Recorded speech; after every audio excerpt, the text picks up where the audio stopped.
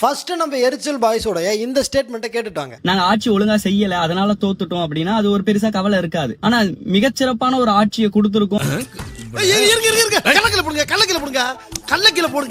சரியா ஆட்சி பண்ணாம தோத்து இருந்தா அந்த வருத்தம் இருந்திருக்காது. ஆனா மிகச்சிறப்பான ஆட்சியை நாங்க கொடுத்திருக்கோமே. தம்பி, ஒரு மனுஷன் போய் பேசலாம், ஆனா ஏக்கர் கணக்கில் எல்லாம் பேசக்கூடாது. அது எப்படா நெஞ்சில கொஞ்சம் கூட ஈரம் இல்லாம இவ்வளவு பெரிய பொய் சொல்ற? எப்படா சிரிக்காம இவ்வளவு பெரிய காமெடியை சொல்றீங்க? பேர் தெரியாத வேட்பாளர்கிட்ட எல்லாம் பேயடி வாங்குற அளவுக்கு ஆட்சியை நடத்திட்டு ஏதோ காமராஜரையே தவற விட்ட மாதிரி இந்த கதறீங்க. உனக்கெல்லாம் வெக்கமே இல்லையாடா?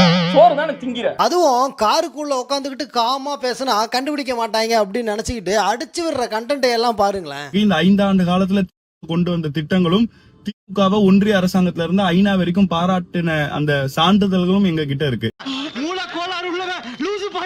இவங்க ஆட்சியை பாராட்டி ஐநா சபையே கொடுத்த சான்றிதழ் இவங்க கிட்ட இருக்குதாமா? குச்சமே இல்ல.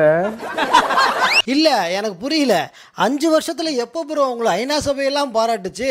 சத்துணவுல அரை முட்டை அதிகமா போட்டாலே 1000 கோடிக்கு அட்வர்டைஸ் பண்ணுவீங்க. ஐநா சபை பாராட்டி இருந்தா அமைதியாவா இருந்திருப்பீங்க? ஆனா நீ பயங்கரமான ஆளியா.